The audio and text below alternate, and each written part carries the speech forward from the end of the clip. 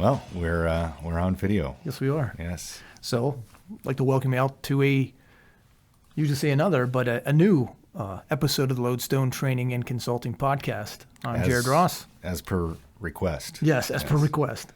I guess I am Chris Johnson. Yes. Yes, and now you're looking at the camera like you're talking to. I'm talking to you. Oh, I'm new at this. Like, what are we supposed to do? I guess. Do we address the audience, or do we pretend that they're not there? No, we're just going to pretend they're not there. We're going to let them be dazzled by our golden microphones. I like the golden microphone. Uh-huh. It feels like an award, you know? Like, when I look at this, I'm like, I've earned something. I have a golden mic. Well, yeah, I'm looking at you, like, but Chewie didn't get the medallion. That was Luke and Han, the ones who got it. My success and my greatness are my own reward. Yes, they are. You know, we can talk about the horrible award system that the military has. That could be a podcast in of itself. Yes. I had a sergeant major, my very first company sergeant major, when he was in the academy, the sergeant major academy. Yeah. He wrote an entire paper on how something that a Green Beret does on the normal would be, a valorous reward for someone else. Yeah. And so that the whole system needs to be revamped because it's not fair to either soldier, and especially when it's compared to these things have an effect on your promotions and things like that. I was in 5th group. What about a guy that's in 1st group who never gets a combat deployment because that's just the nature of things?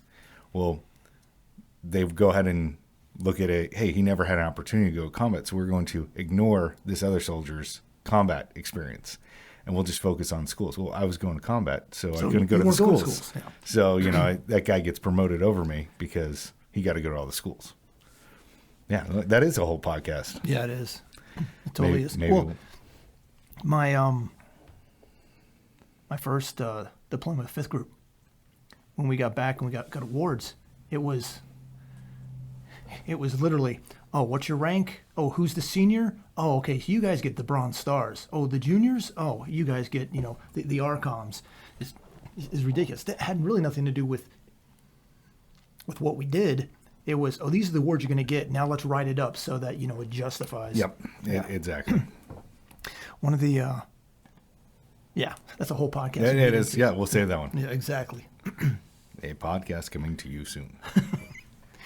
Well, since this is the first time, actually, it's not the first time. We did record one, a year,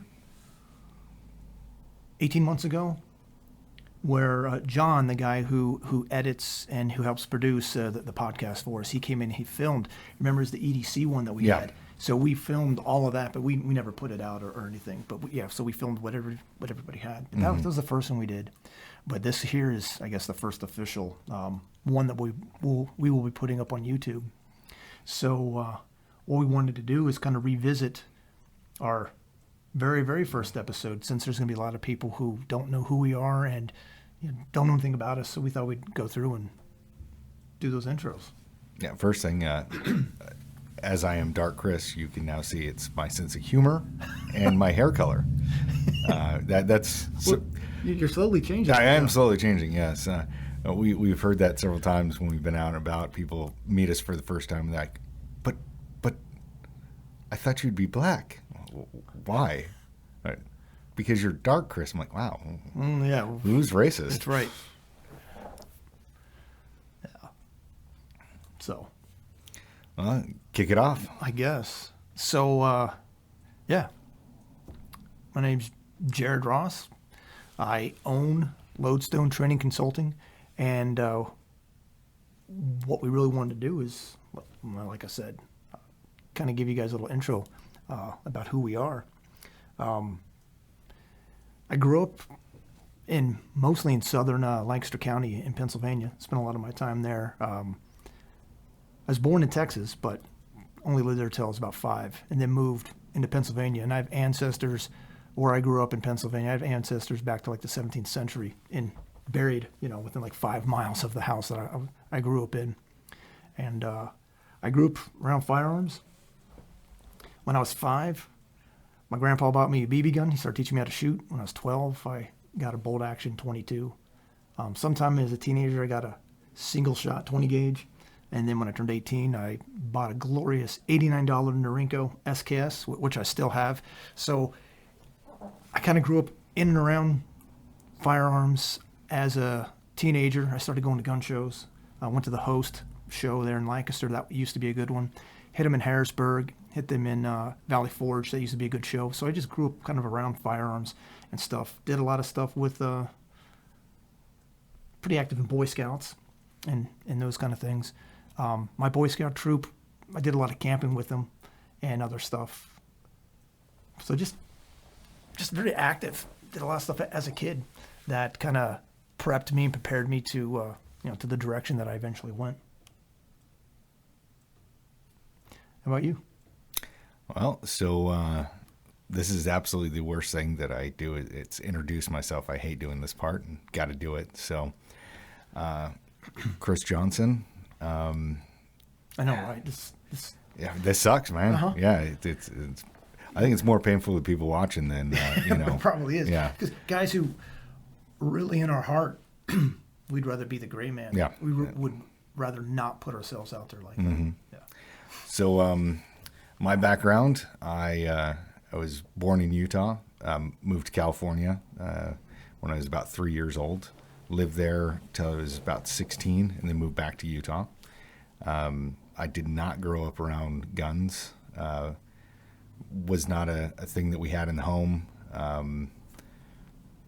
Did not have a gun culture. Mm-hmm. We'll say that. But I did seek it out. I was always making guns out of PVC pipe and painting them up camouflage and running around. I remember I made a red dot. I used some fishing line and a little red bead and made my own optic. Some serious apocalypse sight. I even had it where I could adjust it. I could zero it by dialing the fishing line. That's pretty cool. But I was always outside. I grew up fairly on the poorer side. I had like an Atari that my cousin, when he got a Nintendo or something, I had an Atari, and my younger brother and I played it a little bit, but it was more about being outside and doing things in the woods. When I was 11, my mother remarried and we moved up to Santa Clarita Valley, and it was our house. Right behind our house was nothing. It was completely barren land. You go there now, and there's a whole housing development, like 2 or 3 of them. But where I was when I lived there, there wasn't. So I was always back in those hills. And there was the I-5 freeway ran through there. So as a little boy, I would be out there like 12 years old, pulling special reconnaissance, building a high side, counting the different trailers of the different trucks that would go by. And like, there was a company that had like a Red Eagle on them, and those were the bad guy trucks, and I'd be watching for those and stuff like that. And that's it's kind of always been a part of me. Mm-hmm. This desire for adventure, this desire to do something, to be martial, to be skilled. And that I was a smaller kid, so kind of skinny. I didn't have a growth spurt until I'd actually moved to Utah before I started growing. So when I was 16, like I went from being 5'6", 5'7", which my brothers are 5'6", 5'7", so I thought that's where I was. That's, my younger brother is actually taller than me, and I just thought that's as big as I was going to be. And then I get to Utah, and suddenly I become 6'2", like in a year. I went back to California, and people that I knew like didn't recognize me because I was so much taller in a year. Yeah. But I didn't gain a lot of weight. So I was a long distance runner, really, really skinny. And then eventually, I made my way into the military. That was kind of the start of me finding who I was. Like I said, I spent some time doing stuff with the Boy Scouts, and I was able to go to Philmont and that was a very good experience for me. When I was probably, I don't know, 16, I want to say, when I went to Philmont. And there we took the hardest trek that they allowed. I think it was 90 miles that we rucked, or that we hiked over, I forget how many days, maybe like 10 days. I could be wrong about the days. It's, a long time ago. But that was 90 miles as the wolf runs, but as the crow flies, but as the wolf runs, man, it was probably like about 115 miles that we did. And that was just a good overall experience. Boy Scouts really helped, point me in the right direction. But with myself, I always wanted to join the military. But when it came time for me to actually start to, when I was of age, and when I started talking to some recruiters and stuff, I made it a matter of prayer. And even though it was what I wanted to do at the time, I just had the answer that, no, not now. And it's kind of, I was kind of confused, because this seemed to be what I was designed to do, what I wanted to do with my love of firearms, my love of already at that young age of our nation and the Constitution, and my desire to serve. I was kind of surprised that I shouldn't join at that time. So I didn't. I held off and was working odd jobs and stuff, and eventually started working for UPS, loading trucks like everybody else. And then I got picked up as a manager. And then soon after I got picked up as a manager, that's when I met my soon-to-be wife. And then 9/11 happened. And right after 9/11 happened for me, that's when that same spirit, that same, voice of inspiration told me now's the time to go. And that's when I joined and went into the military. Kind of like you, I'd definitely say the Boy Scouts. Yeah. I am sad that the Boy Scouts today are not the Boy Scouts that we had. Yeah, when I completely agree. When we were in California, our troop, we didn't care about merit badges. It was all about being a leader. Number one, it was all about how do we teach these boys how to become leaders and how to become men. And then the other thing was we were into long rucks. Mm-hmm. We would do a monthly camping trip, and it was always a backpack in and a backpack out. And it was usually a 7 mile in, 7 mile Cool. out. And that was like a Friday night. We would get out of school, and then we'd leave, and we'd get to the campsite like at 10 o'clock at night. It was late by the time we got in there, but we didn't care. And we did a lot of that stuff, and that gave me definitely a love of backpacking. And then when I moved to Utah, Utah is a glorious place for outdoors. The Scouts weren't there, but I had learned so much. When you're in California? Yeah, in California, growing up with those good Scoutmasters, that at that point, I was 16. I had a car. I was able to do it on my own. I remember the first 2 weeks that I was there, I went to the Forestry Service and got a topo map of Mount Nebo, which was the mountain right next to where the town that I lived in. And I just started planning routes and just started going and exploring. Yeah. And that was really awesome.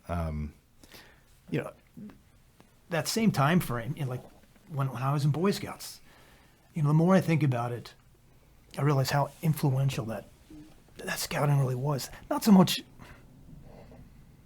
the organization at the time, that was much better than what it's become now.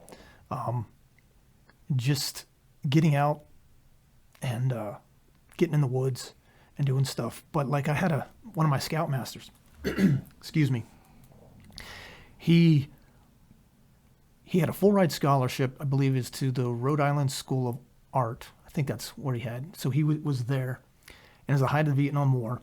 And he told us, so he went to this party, and people were, asking, bad-mouthing the U.S. and everything. Then asked him, what do you think about Vietnam? And his response was, well, I think we should carpet bomb it, and then we should cement it over, and then we should rent parking space to the Chinese. And he said that his social status kind of went downhill from there. But he dropped out, enlisted, and he did a tour in Vietnam with the 101st Airborne. And then after that, he went back to college, and then he became commissioned in the Marine Corps. So he had that that background of service and of military service specifically. And he was the guy, I was probably, again, 15, 16, somewhere around there at a scouting activity. He's like, hey, Jared, I got a book I think you might like. And he handed me an old beat-up copy of Starship Troopers.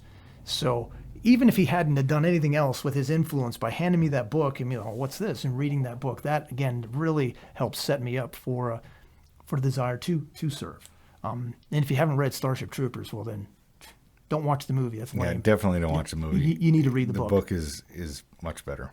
And then, with that influence, I know some of the other stuff I was doing is, well, you've seen Lancaster County now that you've been here for a little while, and all the farmland and all the cornfields.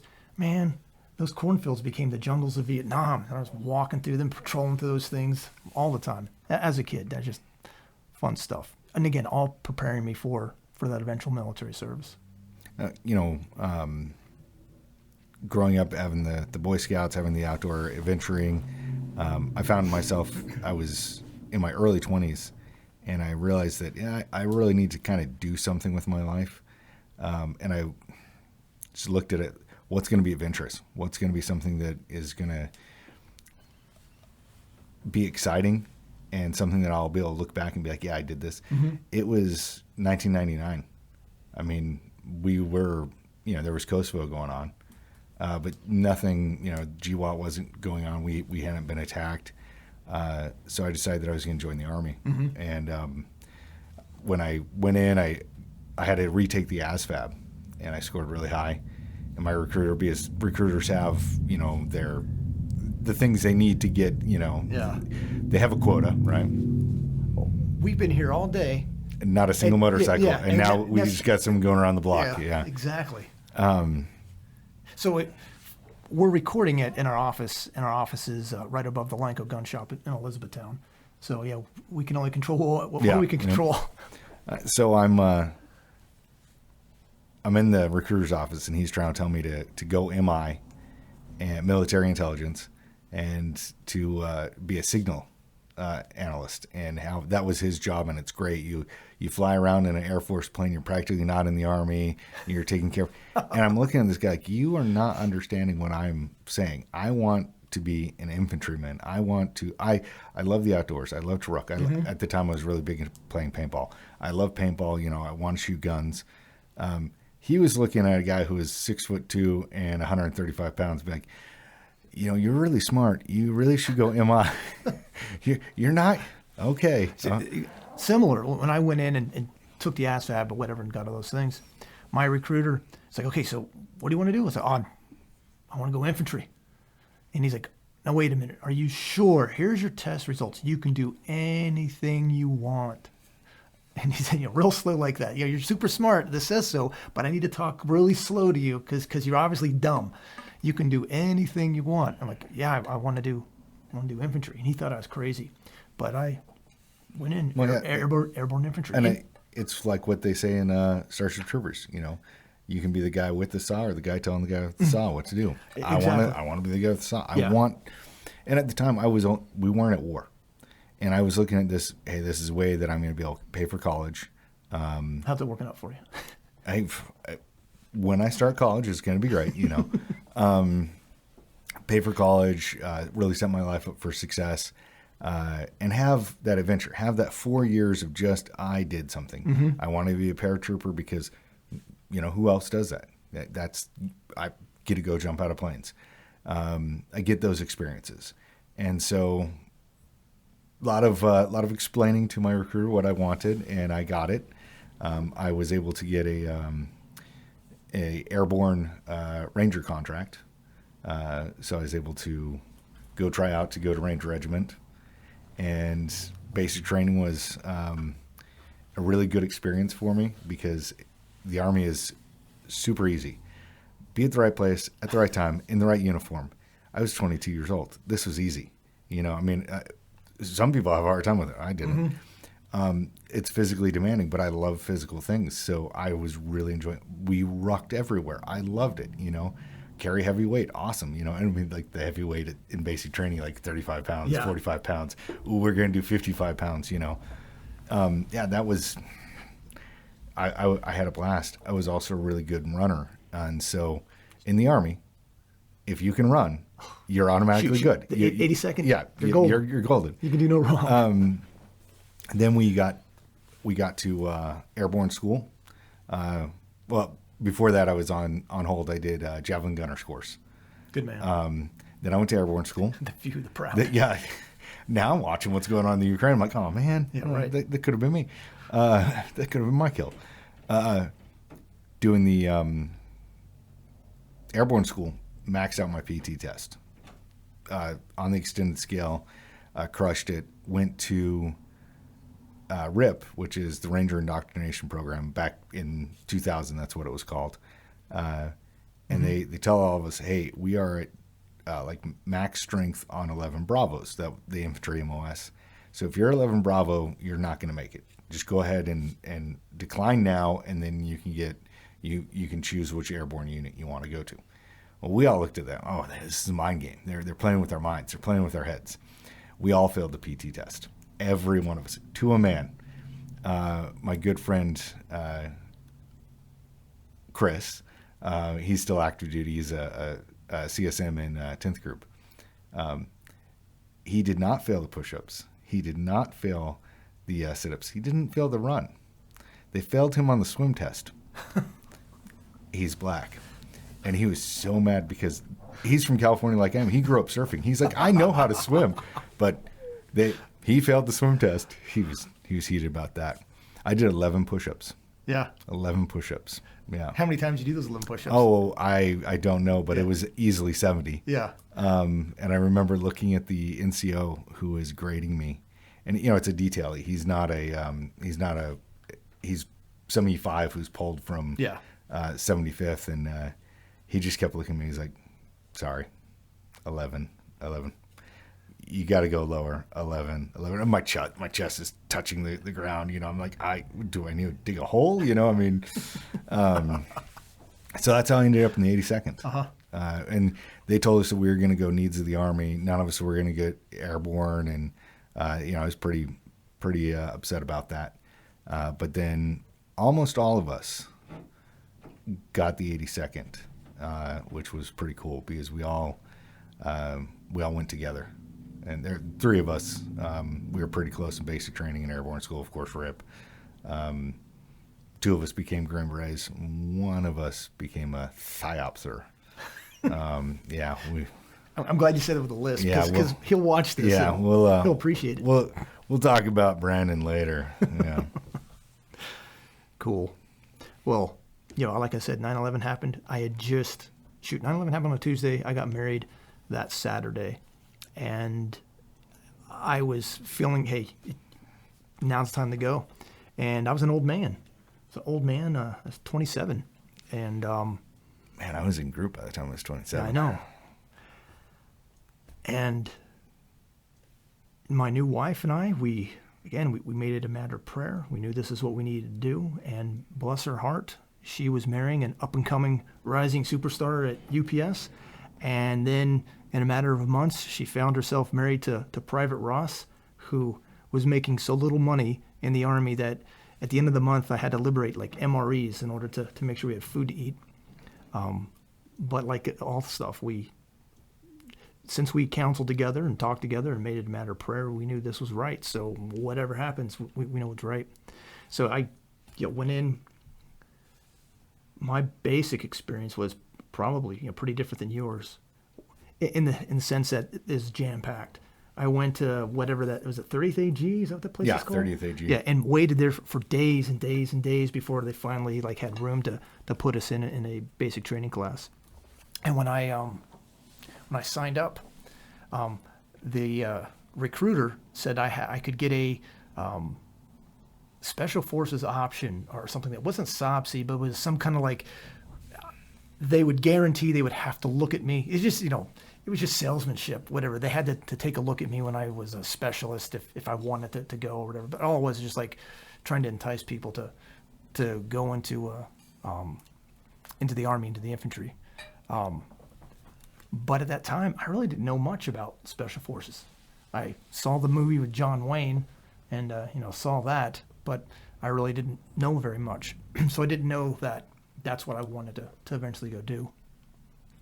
So after basic, I too got to go to the Javelin School and then did airborne, and then found myself in the late summer of 2002. I was there in the 2nd of 504 and deployed to Afghanistan in just a matter of months. What's funny is about that time, since we moved down to Fayetteville, my wife met your wife, and they became friends.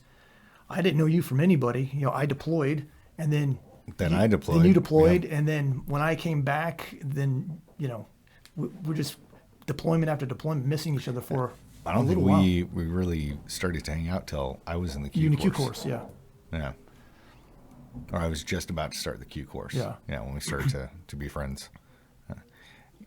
I got to the 82nd, and it was before September 11th. I got to the 82nd in October of 2000. And we jumped into JRTC like the next week. And that was like my first jump in division. It's supposed to be Hollywood. It's supposed to be like your cherry jump. Mm-hmm. Mine was jumping into JRTC, and I had my squad. It was the squad leader and my team leader and myself. Everyone else in the squad was hurt and couldn't jump. So they were going to like drive them in later. And so I'm jumping all the squad equipment because, squad leader's not going to jump it. Team leader's not going to jump it. Heck no. Put in the private's ruck, And so I don't even know how big my ruck was. I had stuff hanging out of that thing. I remember when I got on the ground, I had the breaching kit. So I had the wire gloves, the leather gloves with the little the metal. Yeah, they were hanging out of my ruck, and I was so like, oh, I'm so glad those didn't fall out on the jump. I like hurried and stuffed them back in, and that was my introduction.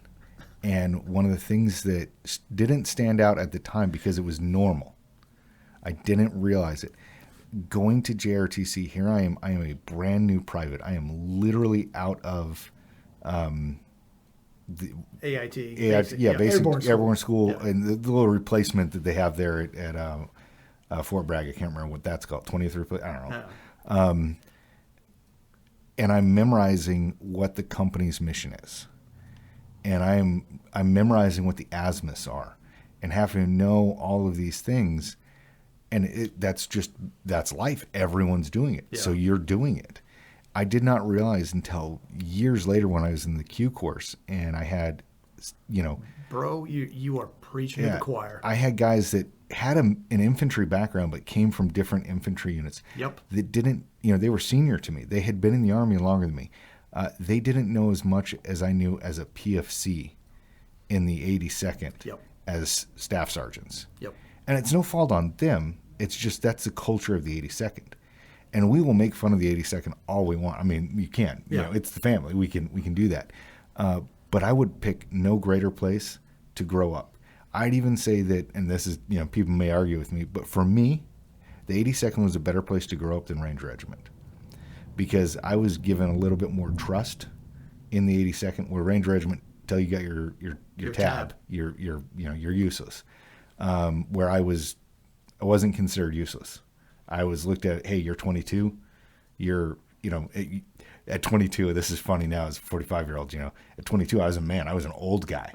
So like I was given responsibility. I was given responsibility above my pay grade, and expected, and the Army will do a really good job of, if you are capable, they will give you responsibility past your pay grade.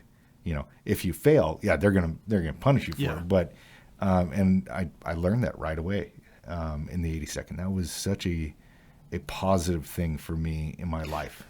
Same thing. I really didn't appreciate it or understand it until I got into the Q course, specifically at SUT when we did that portion. That's when it really sunk in. Yeah, same for me. There were guys, from Ranger Bat who were there, and they were, of course, we're the best light infantry there is, and yada yada yada. We've got this all down, and kind of sticking their nose down everybody else. And it wasn't very long till they realized, oh, you couple guys from the 82nd, you're okay. And again, I was surprised that other guys with infantry background. There was a guy in my SUT class who, I forget the unit he was with. It wasn't the 101st. Certainly wasn't the 82nd. But he had a CIB, and he's an E5. I had a CIB. I was a buck sergeant. And so I just expected him to be on par. Same, yeah. And just the things that guy couldn't do is amazing. So when I showed up to the 82nd, same deal. It was just a couple of weeks, and we did a jump. We did JRTC down at Fort Polk. So, same thing that you're talking about, very similar experience. But I was jumping in. Man, my biggest concern was I better not be the last guy at that rally point. Right. I better not be that last guy. So I jumped, and maybe I waited too long to drop my ruck. So when I pulled it, didn't go all the way down. I heard it hit the ground before the line went on. Then so I tried to get ready for it to do that PLF and, kind of crash down. And then the chute landed on top of me, and it was a hop and pop. So all you had to do is take your chute off and stuff it and leave it there and go. So you weren't actually physically turning it in. Someone else, some pogue or someone, would come along and pick it up. Yeah. So I land, and the only thing I can think of is I can't be the last guy. I can't be the last guy. And there were some of those suspension lines that are a little tangled up, and I'm sure No, there's some rigger out there that's still cursing your name. I'm sure. But, the statutes of limitation, I'm sure, is gone by now. It's long enough that, man, I just couldn't be the last guy. So I busted out my Gerber, or my Leatherman, got out the serrated blade, and I just started cutting through those suspension lines. And got myself out, kind of wadded it all up, threw it in that bag, and was gone. So I, having been a paratrooper my entire military career, I still feel a little guilty about that. Yeah, you should. You should feel really guilty about that. But still, I wasn't the last guy at that rally point, and that was the most important thing. So since we're going to talk about criminal acts done in the 82nd and jumping, one of my good friends was he was getting out. His wife was not keen on him staying in anymore, and this would be before we deployed. September 11th had already happened. Okay. But this is before, because I was in the 3rd 325. We didn't deploy till 2003. So he was the SUT NCOIC, and they were short chutes.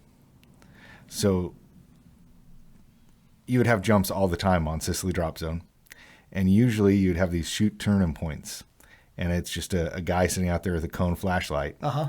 And we may or may not, I'm not saying, have gone out to Sicily drop zone at the very end of Long Street and put a cone flashlight on a stick, and some people turning some chutes. And that's a low blow. I mean, that's how you find chutes, right? That's right.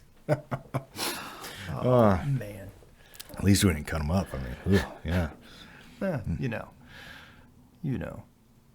But my experience with the 82nd was, even though there's a lot of stupidity, but it was a pretty good one. Well, one thing I was appreciative too is, even though I got there at late summer of 2002, and by December of 2002 I was deployed to Afghanistan, still I had that little bit of time there where I experienced the pre-war Army, where we had the starched uniforms. I had the black boots that actually had to be polished and spit shined and stuff. So I got that very regimented, experience. Appreciative of that, because that's just not me. I'm not that kind of person. So it was good to experience that. And then after I deployed, then I never saw that again. Nothing was ever starched again. Never wore, other than my jump boots for special occasions. Never wore, those kind of the boots again. It's something I did not realize until much later in my career. Much later. I had a First Sergeant Matthews, very first sergeant. He was an SF guy that, it was 2000. Nothing was going on. He, to make rank, to become a sergeant major, went back to the infantry.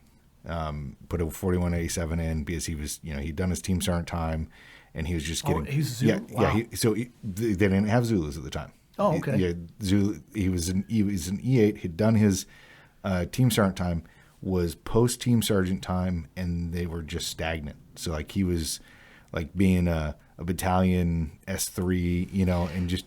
Honestly, if I was in that same kind of circumstances, I would love to take a company of hard chargers too. And so that's what he was like, why am I going to hang out here and just like read paperwork? Mm-hmm. I'll go back to the, a line unit. I'll go back to the infantry and then become a sergeant major and be able to pass the lessons on that I've learned. And he was phenomenal. He was crazy. I mean, he was a crazy dude. But we were in JRTC. I'm private. And I learned 2 lessons from him. We were standing in a foxhole. There's water up to our knees. And he's like, get out of there. They're not going to attack. The French and Indians don't attack until sunrise. Go ahead and you don't need to stand next to your hole. You don't need to stand in your hole. You're getting trench foot. Don't be stupid for the fact of being stupid. And then he later told us the same discipline that it is to get a haircut and shine your boots is the same discipline that will keep you awake. And I remember being like, no, they're 2 separate things. Like shine my boots, that's because if I don't do that, I get in trouble. If I fall asleep, then my buddies get killed. Totally different thing, and that's the way I was looking. I was looking at the outcome of the discipline, not the fact that discipline is making that choice of doing something you don't want to do or something that you may not be motivated for. And it was not until years later, I think I was in Afghanistan as a Green Beret, when I was working with, the Afghanis, and I had already worked with Iraqis, and I realized that if you can train someone in a form of discipline, shining your boots, that is the start. That is the stepping stone of getting them to that further and greater discipline. And, that really stuck with me. And I think that was one of the, as much as I hated shining my boots, but that was something that you could automatically tell a soldier apart, whether he was disciplined, whether he did it because he was afraid of getting yelled at or he did it because it was the right thing. Mm-hmm. He did the right thing. And then in, the modern army, we have, the tan boots, and you can't really tell. And I'm not the NCO that looks at a guy's uniform and, if you've got a string hanging out, I don't care. But I do notice when someone does take the time to, in garrison, have the correct look. And you and I have talked about it so many times. Green Berets are one thing. SF guys are a completely different animal. I want to be cool. Go be a Navy SEAL, man. Yeah. If I'm going to go brief the division commander of the 101st Airborne, I'm getting a nice not high and tight, but I'm getting a good fade. Yeah. It's going to be a clean haircut. People are going to be asking me, are you getting your DA photo? No, I just got done briefing a 2-star general. I'm playing the part. Mm-hmm. I am disciplined enough to, there is no, I'm too cool for that's this. Why we have beards in certain circumstances. Got to know your operational environment. Yeah. So it makes sense. And, just like you, there have been circumstances where, depending on who I'm working around, when I had to do that ridiculous NTC rotation, because I knew I would be where I was going to be at and where I'd be working with a lot of conventional guys, what did I do? I got that almost a high and tight, but I've got that look, got that uniform, got the haircut, so I would blend in. There's nothing wrong with having a clean uniform with all your badges on it. Yeah. There's a time and a place. And that shows professionalism. And I think that I learned that professionalism in the 82nd. Mm-hmm. And then you and I both, you had 2 deployments with the 82nd. Yeah. I had 1. I had a year in Iraq. I did the invasion of Iraq. That was easily, there's no question that was a defining moment of my life.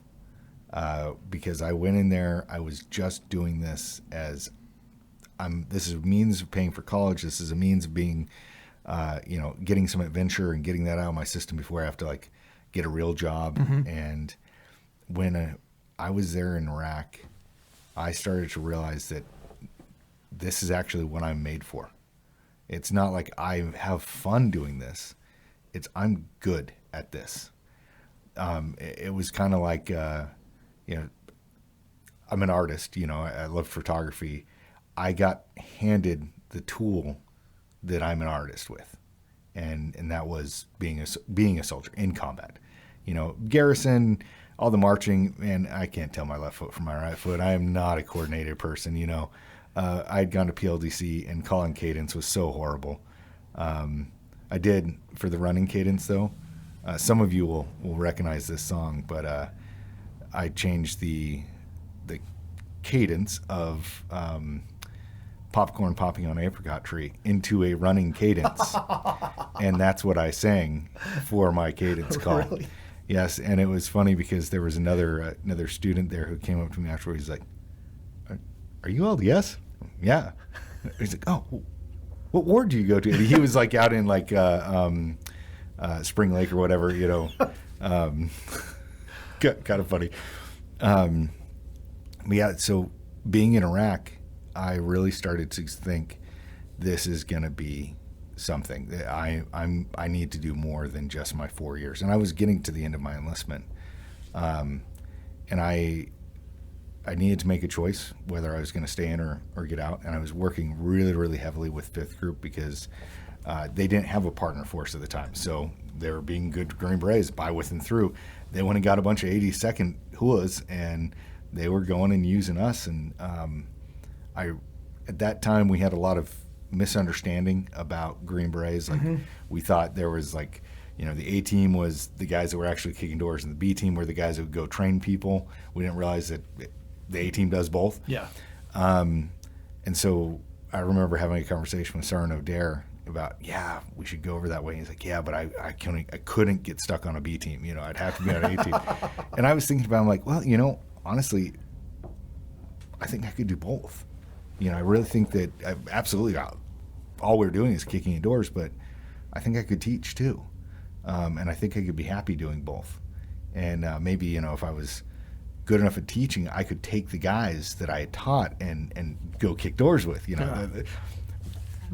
without even knowing I knew to be a Green Beret. And so my wife and I, we talked about it, and we fasted and prayed. And it was funny because I came to the decision that I needed to re-enlist and that I needed to go Special Forces. And this was heavily about the fact that I'm working with these guys. I have this influence, and I see that this is right for me.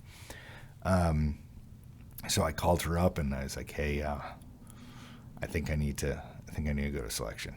Or no, sorry. I said, "I think I need to re-enlist." Uh-huh. And now if I didn't re-enlist, I would have been home by Christmas. And I know we had one daughter at the time, and Evelyn's health hadn't been good, and it had been a rough deployment. So she was really looking forward to me coming home and getting out. And she just like, I have the exact same answer. You need to stay in the Army, but you have to go to selection. So she had the same answer that I had. So I knew that was the right decision for us, and it really was. Like I said, that OIF 1, that trip, was a defining moment, and that decision that July to stay in and to become a Green Beret, that is where I went from being Chris the boy to Chris the man. Right on. When I deployed in December 2002, my platoon, we were only in Kandahar for a matter of hours, and then we were pushed out to, at the time, it was just a small little fire base at Deir al-Wood, and there was an ODA, part of an ODB, and a couple other people out there. And our platoon's job really was Force Pro we were there for about 3.5 months. So that was, I like I said, I saw the John Wayne movie and saw Rambo, but realized, even as a kid, Rambo wasn't real. So I didn't know much, but then working around these guys. And for those of you listening, and if you're in the know, you might recognize and know the name Bobby Cinco. I do. Bobby Cinco was the team sergeant of the team that we were out there, and enough said. So it was interesting working around these guys. There, me and my buddy Darren, he and I, we volunteered. They asked, "Hey, we need a couple extra guys." Boy, we volunteered. So I went out on actually, it wasn't with Cinco's team because they did some big mission. 7th Group team went away, and I think it was a 20th group team that came in and covered down for them. So it was with the 20th group guys that Darren and I went out with and did a couple missions, and it was eye-opening what they were doing and how they were operating. And I tell you, at that time, I was hooked. It was there in Afghanistan where I got into my first firefight. Wasn't much of a firefight. I was me up in a guard tower and some knucklehead who didn't know what he was doing. He's probably, the poor guy probably is like paid $10. Hey, go shoot at the Americans. And if you don't, we're going to kill your family, that kind of thing. So this knucklehead started shooting at us, and that was my first real experience of, it's almost like being in a car crash where the rounds are coming. They weren't even coming at me. They were going over towards my buddy in his guard tower. But that slow realization, like, I'm in a car crash, I see we're going to hit, and then boom, we hit that kind of like slow motion time before I realized what was going on. And it wasn't until he like yelled my name, I actually, oh yeah, I can do something, and pulled the trigger on the saw and started, shooting at the muzzle flashes. But that was a very good experience. Just being around those SF guys, and came back from that trip, and 6 months later, we got deployed to Iraq, and that's I think we 04. I think we ripped you guys. So you ripped some of 325, but not our company. Yeah. Our company got replaced by a NBC company, Nice. which was, again, the people that were in charge at the time, they're like, oh, well, this is no longer an infantry mission. The war is over. Yeah. Now it's a police action, so we can just use any soldier will do. And that's not a true thing. Yeah. So that was 6 months after we got back, went to Iraq, and really that trip there, just operating as a platoon, and we guarded the big power plant that was just south of Baghdad. The one that, those of you who've been there, it's one of the 4 big smokestacks, if it's still there. That one works. Yeah, exactly. Yeah. And built in 1953. The last time maintenance had been pulled on it was like 1974. Probably. All seriousness, like I did the when I was in the 18 Fox course. Okay. A lot of the power that was supplied coming up north of Baghdad, that was one of the power plants. So I got the assessment on it, like from the Army Corps of Engineers. The Dora power plant. Yeah, from 2003, and it was like, this thing literally has not had maintenance pulled on it in 30 years. Like, there's one of the 4 generators that are actually working. So with that trip there in 2004, that's February 2004 when we got there, we had more freedom, and we did. I don't want to say that we did more than what I did when I got the group, but just the freedom that we had to, like, hey, there's a bad guy. Here's the 5 Ws. Go. We had the ability to do that, and that was incredible. Once I got the group and finally, went out again, a couple years later, we had, the CONOPS were huge, and so many like restrictions and so much micromanagement. But that time there, that was a fun trip. Yeah, the early days of Iraq were really free, and then the surge, because I got there as a SF guy. My very first trip, so my second deployment was 2007. So height of the surge. I was still playing in the queue, and that was, we had to do CONOPS, but they were not the 45-page thing that they ended up becoming. Yeah, we had to go, to go after a target, you had to have a target packet, but it was not the ridiculous thing that it became. And then I watched, in 2008, I watched it start to slide to that more restrictive. And then when we went into,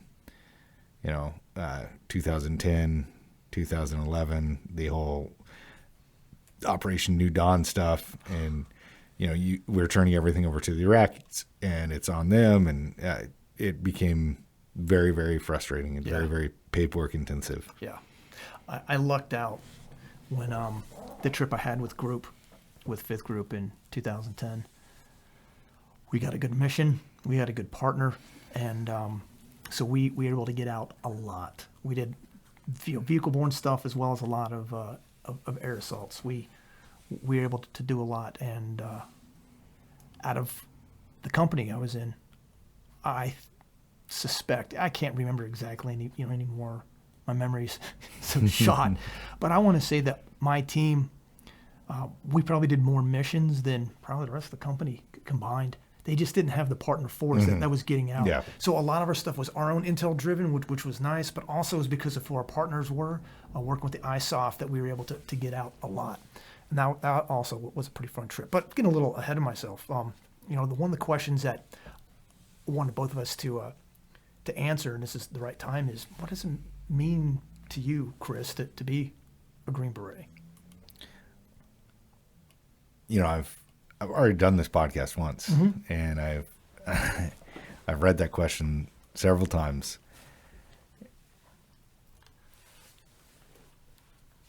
If I had to boil it down, it's a full force multiplier with leadership. As a Green Beret, I should be able to go into any situation and organize, train, motivate, discipline, and lead that element. One of the best things that I got to do, and it was actually, unfortunately, towards the end of my career, I got to go over to the 101st and get put into the pocket of a battalion commander. So I was a sergeant first class in E7, and I got to go with a battalion commander and watch as he led his unit and battle tracked and everything through an exercise. And when it came to the final CALFEX, the joint exercise, he turned things over to me. So when he still had to say, but when information was coming in, I would get it. And then I would advise him and say, sir, we should do this. And if I was right, he'd be like, oh, you're right, Chris, and we would do it. And if I was wrong, he'd be like, why? And he would mentor me through that. Because at the end of the day, as a Green Beret, as a senior NCO, I should be able to take a battalion of 600 men, and I should be able to advise that indigenous commander and do that. And I was actually able to do that. And that is a Green Beret. It absolutely kicking in doors, 100% I should be able to do that. Free fall, doing long range special reconnaissance, 100%. Mobility, all of that.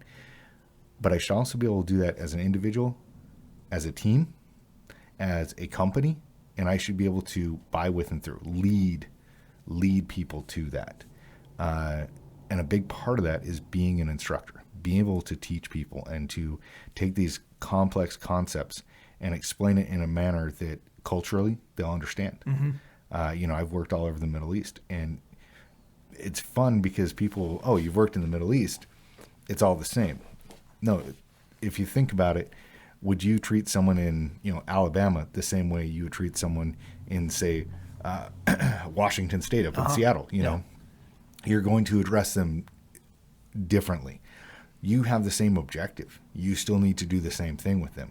But there's enough cultural differences that you have to understand that and how you convey that information. You still need to accomplish the mission. I've had the joy of working in Iraq so much and really knowing and loving the Iraqis. I went to Afghanistan and, man, I don't. I like, all right, hey, I understand, and then I've gone to the Levant and worked, Syria and Jordan and those areas. And there are different people than the Iraqis. Yeah.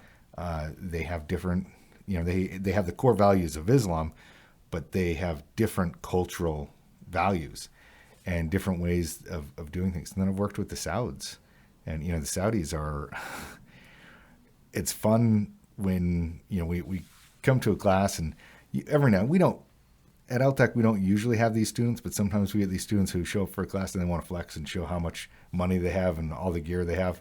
And it's like, I don't care, man. I've worked with Saudis. Yeah, right. Like, I've had a private show of driving a Lambo. Like, you're not impressing me with your Daniel Defense. Great, awesome. You got a Mark 18, cool. Yeah. Oh, you have 31s. awesome.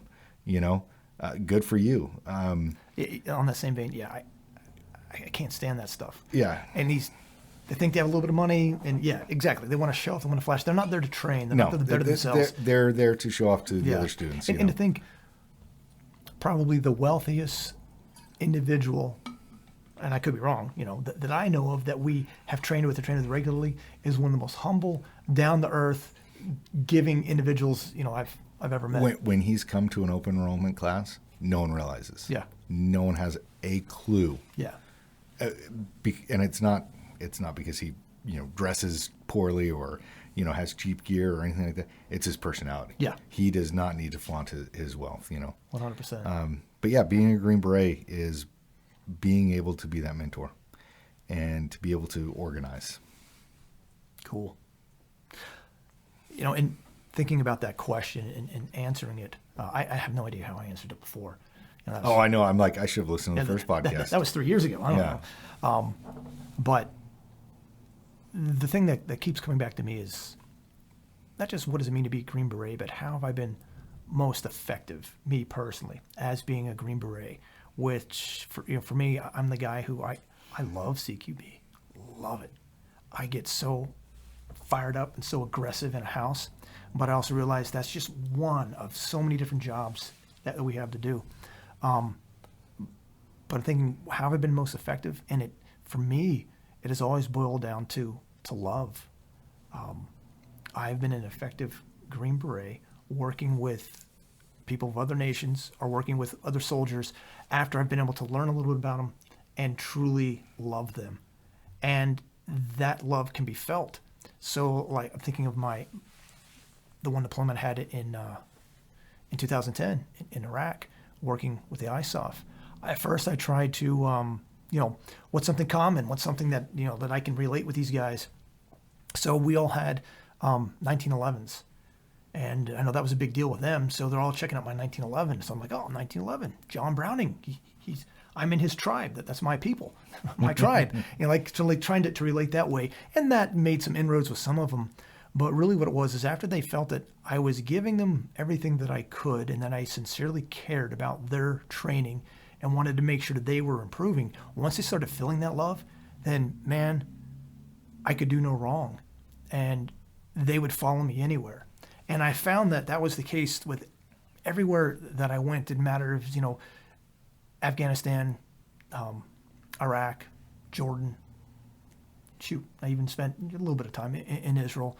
Didn't matter where I went, as long as I could actually learn to love the people, and then they could feel that, then I was successful. And then they would listen, they would pay attention, they would follow me into a fight. They would do really anything. And contrast that to some other good guys on my team who were good guys, but they didn't care. When they looked at these people, they literally, you're just a bunch of booger eaters or whatever. Yeah, I'll train you because that's my job and that's what we're here for. But because they couldn't convey, because they actually really didn't care, then they weren't as effective. That was, from my experience, afterwards on some of these trips, like I would be the only person, or me and my first team leader, he's a stud. We'd be like the only ones who would be rewarded by them. They would give us, should I remember, ISOF's getting a brand new issue of everything. Oh, and so are you, Sergeant Ross, and so are you, my team leader. No one else in the team did, but we did, because they realized out of your entire team, you two actually care. You two are actually, you're giving us everything. And for me, that's what it came down to, being an effective, real Green Beret. Not an SF guy, not a wannabe, SEAL. Just, I'm here, and I can work by, with, and through because I care, because I love, and because I'm here to serve. You went by Sergeant Ross with the Iraqis? Formally, actually, I used Jerry most of the time. Yeah. Didn't use my first name, Jerry. I think every trip with the Iraqis, we were not enlisted. Yeah. All officers? We were all officers. Oh, no. And that Saudi was the same thing. And that was, Middle Eastern armies, there is no NCO Corps. So the other day we're doing all this cleaning the house, and I found my my captain rank. And it's the Iraqi. It's the 2 diamonds. Now, with them, now my memory could be wrong, but I don't think we did that on that particular trip to Iraq, because we were working with the ISOF. Yeah. And because the guys before us had done a decent job with trying to get them to understand what NCOs were and trying to build that core up. It was when I was there, again, from my experience, that's when prior to us being there, they're doing an okay job with actually building them up and having them have a real capability. Mm-hmm. But then while we were there, then after we left, then some of the, I don't know what's the right word. That's when some of the corruption started coming in, and guys didn't earn it anymore. They had to go through a selection and had to be hazed in order to be there. And then they started, hooking people up, and they started to degrade their overall effectiveness. And then they ran from Mosul. Yeah. So, I was in. Whoa, awesome. Yep, there we go. Yeah, that happened. Sorry about that. I was in 5th group for 14 years. So I had the majority of my career was there. I've done so many different things. And I know on the podcast and in classes, I've talked about different experiences. And so I thought of one that I don't know if I've shared very much. I know I've shared this story from one perspective. I want to share it from a different perspective right now. And this is kind of how we think as Green Berets for that second and third order effect. So not just the immediate gratification, the immediate what we did here or what happened here. You're not talking werewolves, are you? No, okay, I'm not going to talk the werewolf story. Good. I know this is Afghanistan. Oh, okay. So I know that I've told this story about how there was a route clearance unit that we put out, that we had word that they just put out fresh IEDs, and it was a route that no one needed to go down. And we were under the understanding that there might be a high-level meeting that would be occurring there. So this route clearance unit, they went down there because they heard there were IEDs on the road. There was no reason for them to go down. They got blown up. They ended up having 6 people have to be CASEVAC'd, air medvac. Air medvac came under attack because it was a complex ambush, because they were actually conducting the meeting at the time. We were about 1,500 meters from where they got hit. So we were able to go out and bring them back to our compound, secure airfield, get the wounded out that way. So that, I know I've told that story before. This is the thing that I want to talk about, this experience, this thing that really taught me. In group, I learned tactical patience. I learned sometimes we have to let things develop. And that was an exact case of where we were trying to let things develop. We knew that this meeting was going to be going on, but there would have been, if we had all the assets in the world to go in and hit this target, and we could have completely blocked it off, and we could have got those high-level leaders, we probably would have done that. But we didn't. We didn't have. We were struggling to get aircraft to even do a hit. There was no way we could get people in a blocking position in time. So instead, we made the decision. All right, well, let's let this happen. We have people that are going to be in and around. We're going to see what's happening there. We're going to get word back. We had that tactical patience about the situation. No one is being killed right now. Nothing is on fire right now. Let's learn something. And then this conventional unit, this route clearance, they came in and they screwed everything up because they were seeking the glory of, we're going to go get blown up. That was their job. That's what they were. And I even had one of the engineers, well, that's our job to get blown up. And I was like, but for what? To get blown up? No, it's your job to clear the route so people can drive down there. We already said no one needs to go down there for like a week. In a week, go down there when someone needs to go. But today, you ruined this. And, I think back about that situation and how in our own lives, we can see something that is wrong, that, you know, but does it need to be addressed at the cost of our lives? You know, and that's what these other individuals were doing. They didn't do the way. They didn't say, is this worth this? Is this the hill that I'm going to die on? You know? And then there have been other times as a Green Beret where, yeah, no, this is the time. This is the time I stand right here. And I've been rewarded where I have not died. You know, I did not get turned into pink mist, even though we knew that that was a strong possibility, but I need to be here right now. And that's one of the major lessons that I've been fortunate over my, you know, my career to learn that there is a time to let things develop and see what is going on and understand the battlefield and understand the operational environment to such a finite point that you can make those decisions like, no, this is the linchpin. This is where it is worth all costs. And life is not cheap. You cannot throw it away. And they were fortunate. Those 6 people were not killed, but they were life-changingly injured. You know, guys lost limbs. You know, it was not, I mean, people are medically retired. People are in wheelchairs and stuff now because someone was seeking that glory. You know, and it's like, why do I do things I do? Is it for the glory of me, or is it for the success of the mission?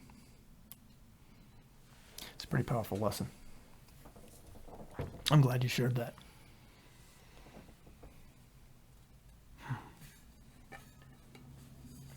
You know, it made me think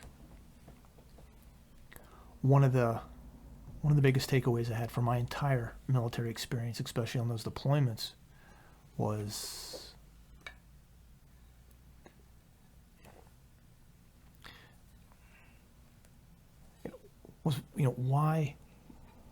why did I enlist to begin with? Why did I choose to try out for and go to selection to become a Green Beret and to serve my country more?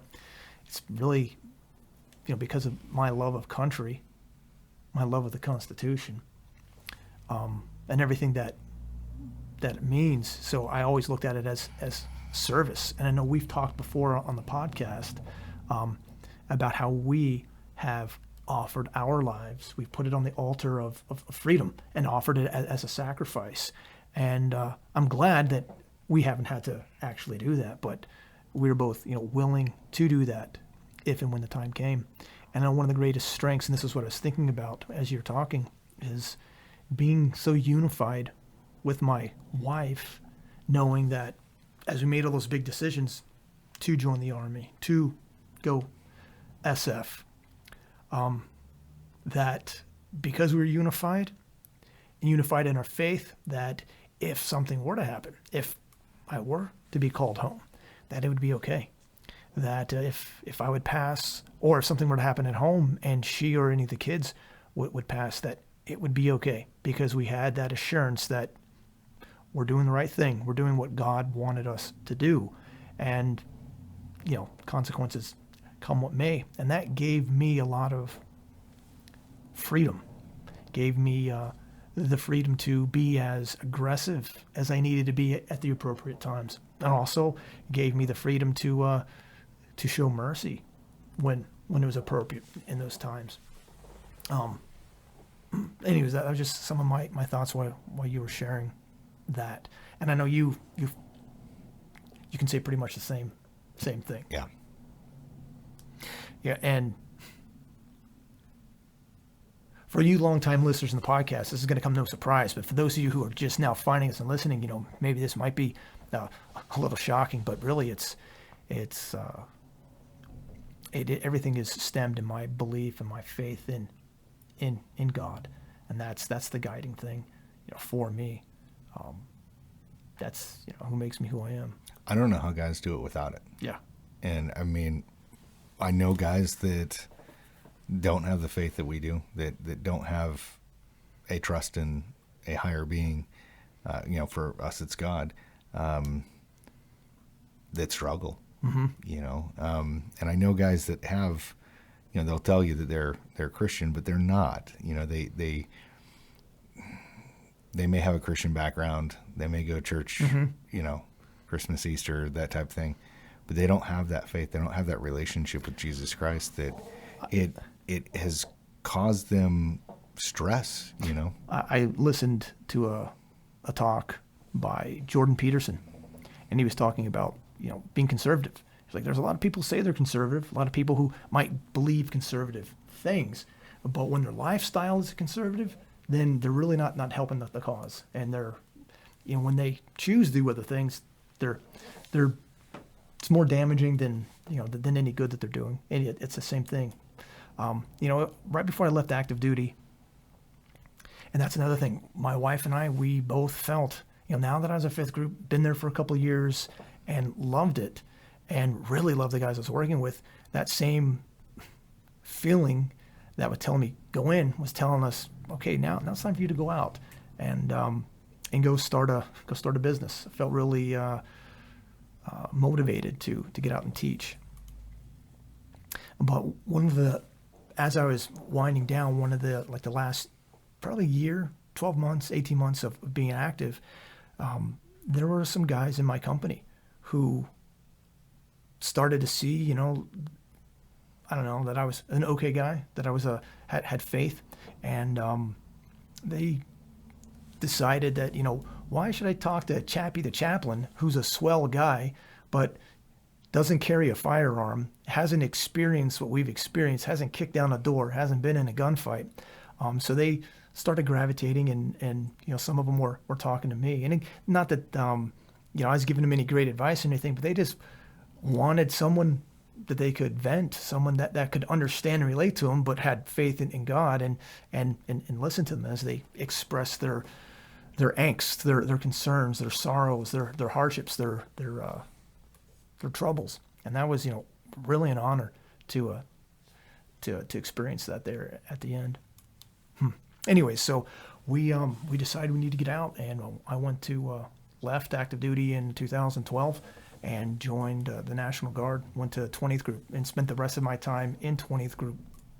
I got out of 20th Group, retired in about a year ago. July of last year is when I finally retired. Put, 21 years in, and it's a good time. With 20th Group, I was able to do a lot, and I worked at Cephalic for roughly 3.5 years. We hold Cephalic, 20th Group holds Cephalic 2 to 3 times a year, and in that 3.5 years, I instructed in one way or another in just about every one of those classes. I say it all the time. If I had it to do over again, I would have gone to 19th Group. Yeah. I didn't realize the whole, 19th Group, 20th Group. I didn't realize about that until I was well into, I would say it was probably 2010. 2011. I was in Merlin. I was at a school in England, and one of my classmates was a 19th Group guy, and we were talking, and I realized this guy has been just as active as I have. He has been on as many deployments as I have because he volunteered for it, because he was able to do all the things, and he was able to still maintain a regular job, and he had better family life. And when he was home, he was home. Yeah. He wasn't doing stupid details and things like that. At that point, I had already re-enlisted in DEF, and so I was gonna finish my time out. But yeah, if I were to start over again, I would have 82nd.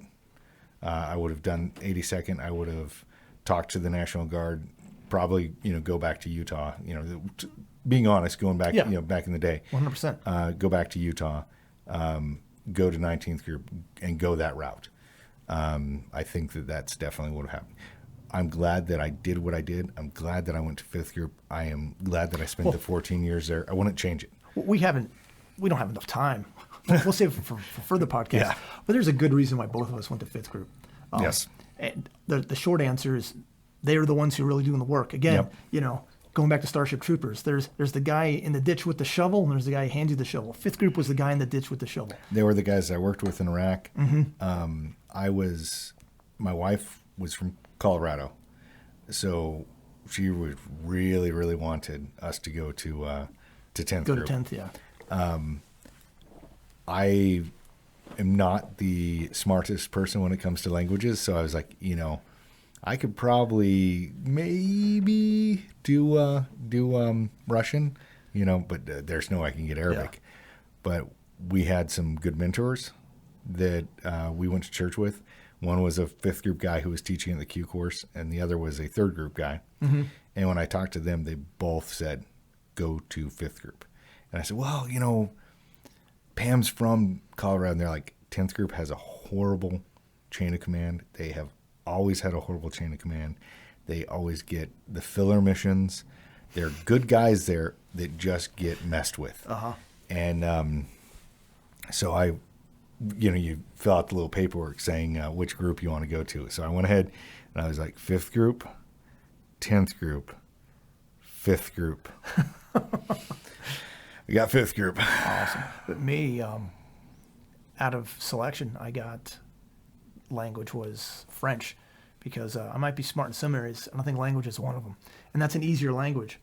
And when I was going through part of the course, one of the instructors came in and said, hey, we've lost your record, the whole class. We lost your records of your assigned language. You haven't started language school yet.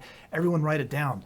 So I could have wrote down French, which means I probably would have gone to 10th or maybe 3rd. Yeah. Potentially go to 3rd because their area is Africa.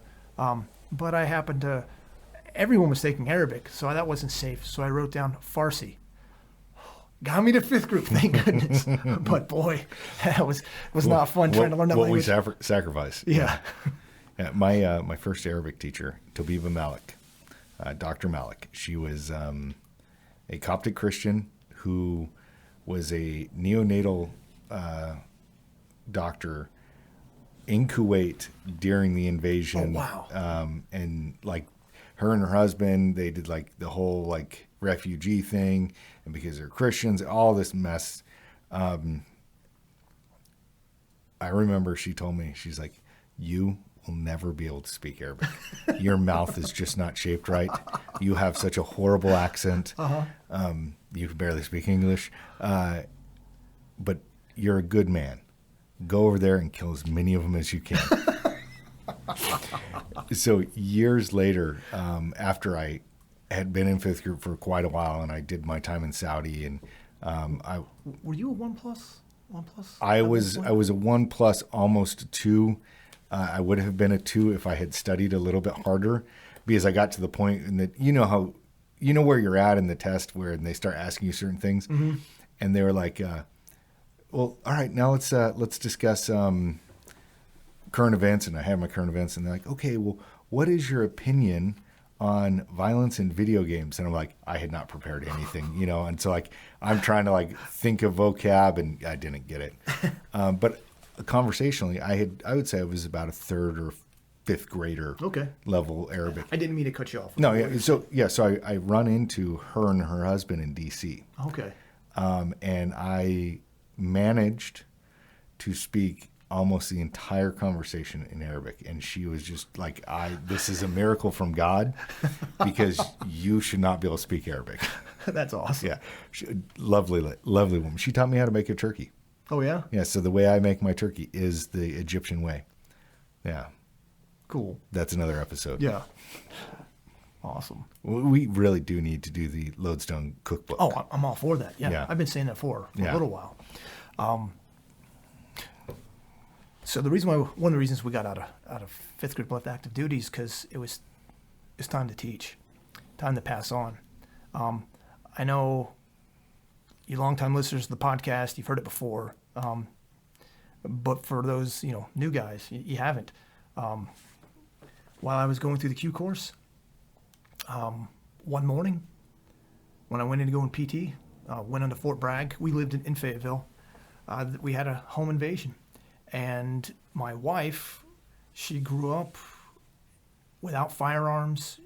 When we were dating, I taught her to shoot. After we were married, of course, we took her to the range, and we shot a little bit more.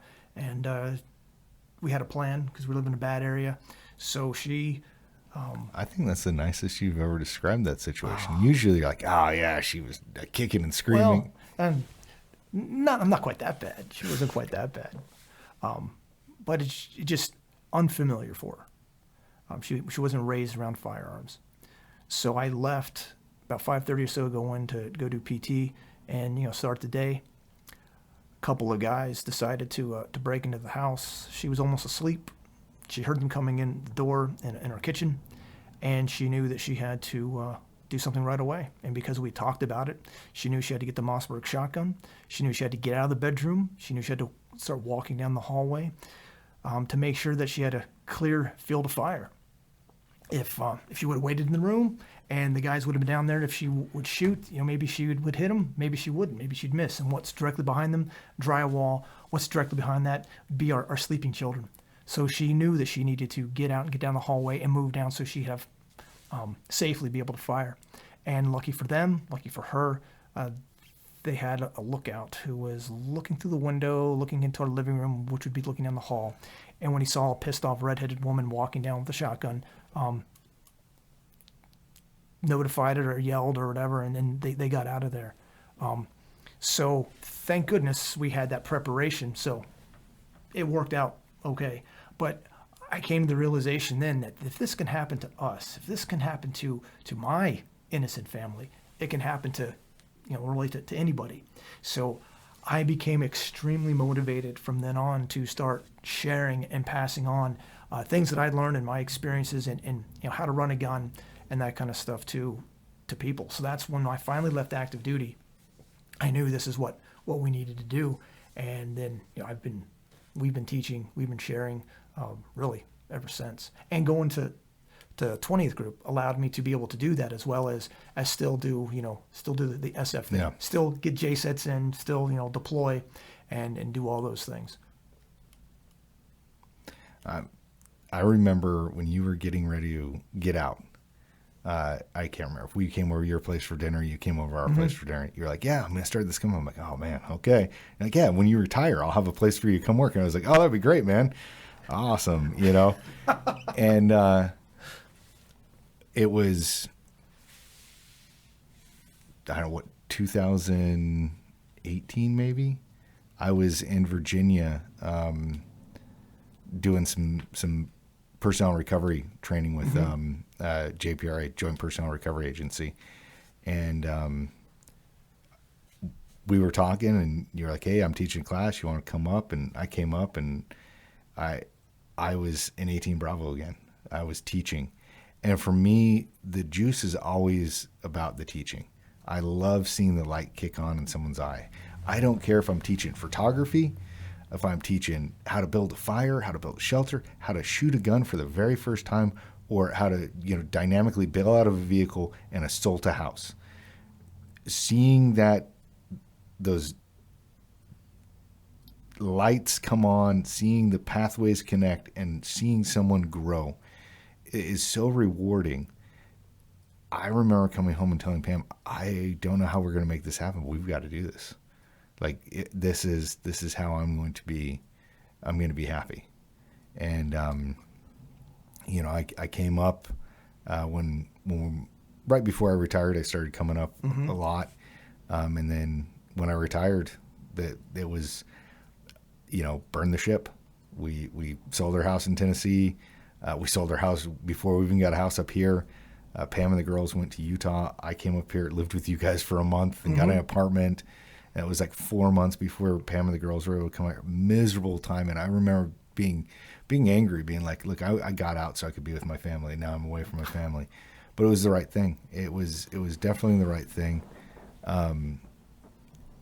Because the things that have happened to me in the past, few years personally. I mean, I'm a strong guy, but you need a tribe, and Lodestone is my tribe. And I don't want to get emotional, especially now it's on camera. Yeah, now it's on camera, right? Yeah. It's easier to hit that pause button when 100%, it's just audio. Yeah. When Pam passed, it was my tribe circled around and took care of my family, took care of me, the outpouring. And, I'm a member of a pretty robust congregation. They had nothing on the LTAC family. I mean, the LTAC family was truly a family there for us. And I can't. What? let me throw out one other thing. The LTAC family was there, and you know who else was there?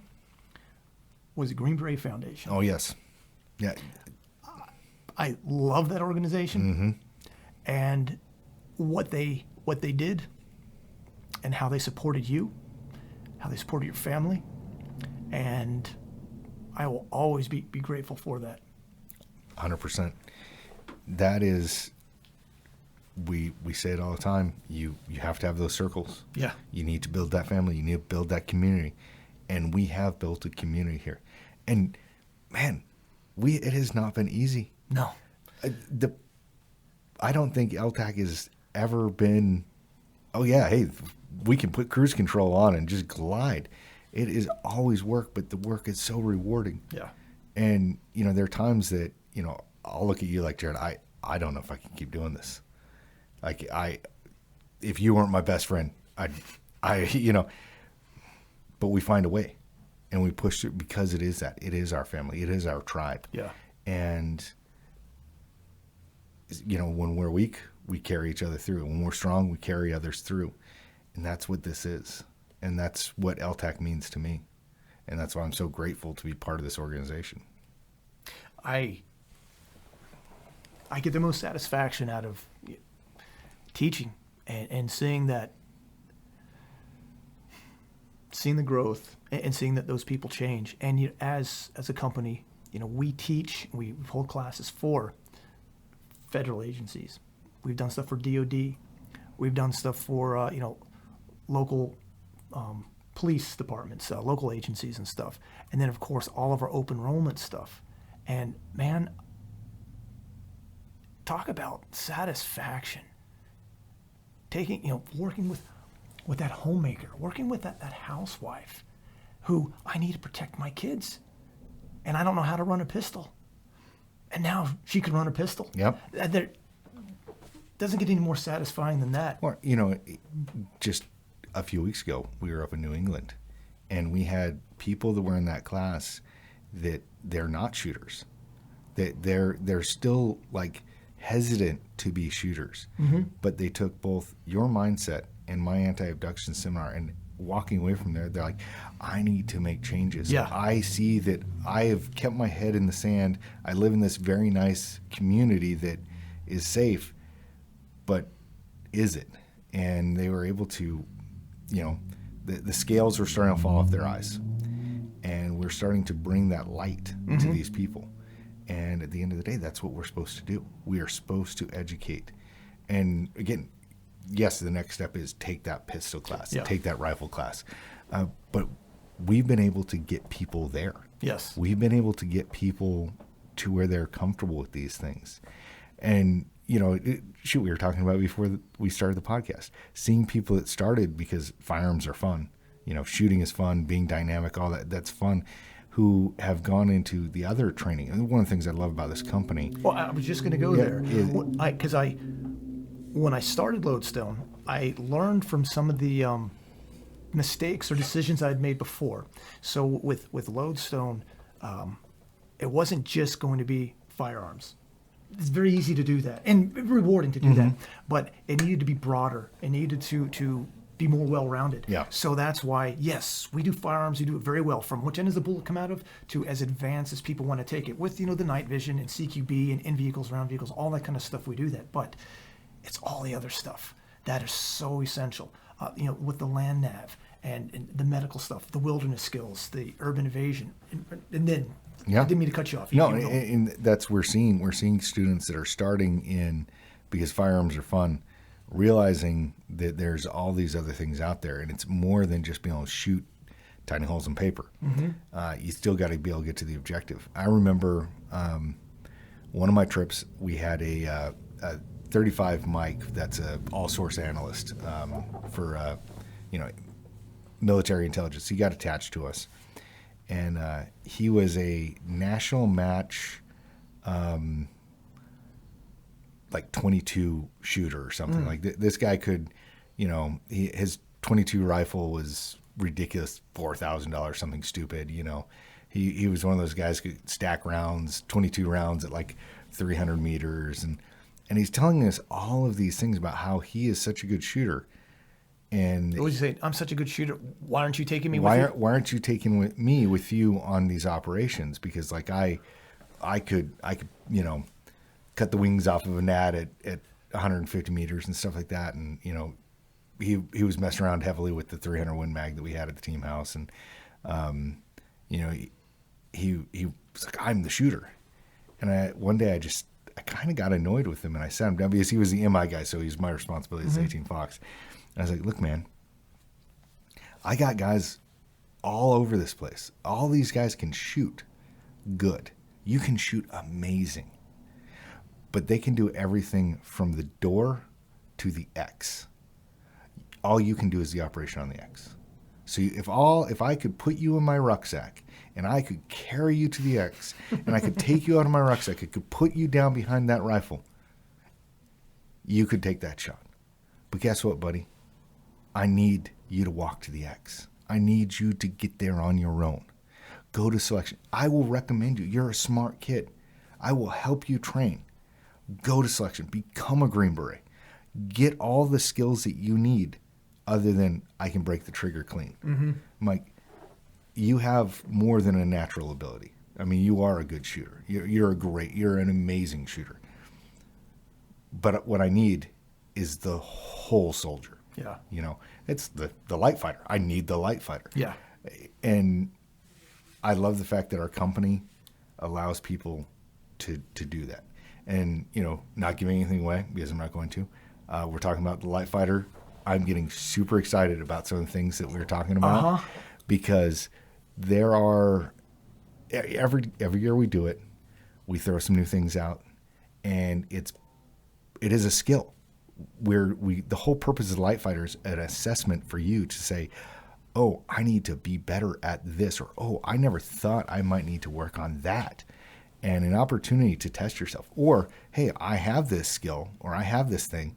How good I am under pressure. How good am I while I'm tired. Mm-hmm. We need to test ourselves. And I love that. I love the light fighter. Yep. I'm pretty darn excited. I'm excited for this weekend. Yeah. And those of you who, this is coming out after this weekend. Yeah, it'll come out long after that. We are doing a light fighter train up.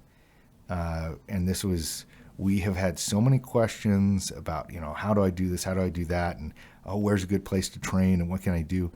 That you and I were just talking about, like, let's just run. We had a free weekend, which is weird. A free weekend in July. And we're like, hey, let's do it. Friday, Saturday, they show up Friday, camp out. We, have that family, that fellowship. And then Saturday, we're going to have all those stations set up. Not all the things from Light Fighter, but things, like we're going to have Martin out there from Aussie Forge. So guys can work on their axe throwing, mm-hmm. We're going to have a fire station out there so people can work on their fire building skills. We are going to have the rucking. We're going to have land. We're going to have the things that, aren't, yes, you can practice on your own, but they do kind of require a little bit of resources, and we're making a good little train up. And it's good to be together. 100%. It's a family. It's getting together and talking and socializing. I don't want to say, I'm not at liberty to, I guess, put out too much information, but second and third order effects of who you are and who I am. We've built this company. We have very good instructors, cadre. Some have a background in law enforcement, some military. But the one common thing that we've looked at is we want them to be subject matter experts. We want them to be sure and confident, but at the same time humble. Mm-hmm. And keep that humility, treating everyone with respect. And we have that. Our instructors are great. So we started building this core group.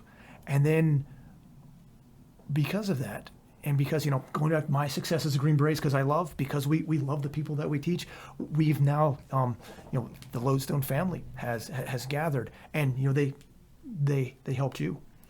They've helped other people. But anyways, the point of all this is now second, third order effects. There was a member of our tribe, of our family, of the Lodestone family, who had a family crisis.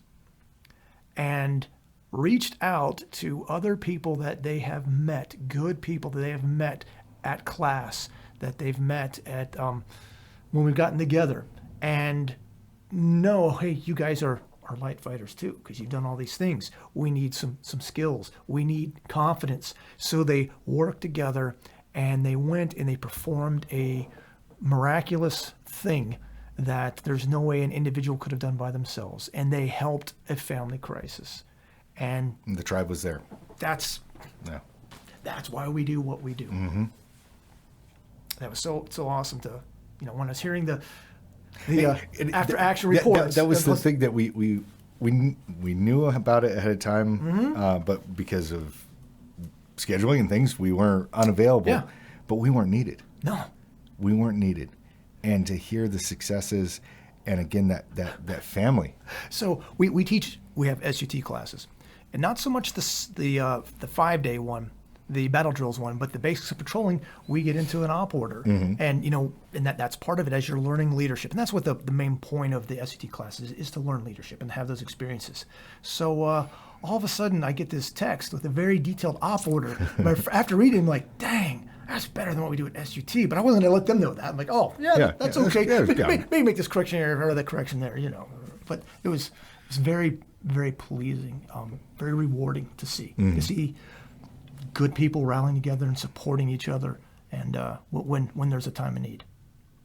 And I love the fact that when you have a good plan and you have to flex because you had a good plan, you can flex, and because you have good people, it is successful. Yeah, absolutely. Absolutely. Well, how long have we been talking now? Oh, 20 minutes? Yeah, about that. We could keep going, but I think it's probably a good time to wrap up. Just some of my closing thoughts. Appreciate you listening. Appreciate you. No, they're watching now. I guess watching. Yeah. Whatever. Oh, that's so. How many times have I picked my nose? But I appreciate that. The whole reason why I started this company really is to get good training at the good people and to build that community, and really appreciate the support, and love what we do. Absolutely. You got anything you want to say? Well, I guess this is the thing now. So I'll see you again next time. Take care.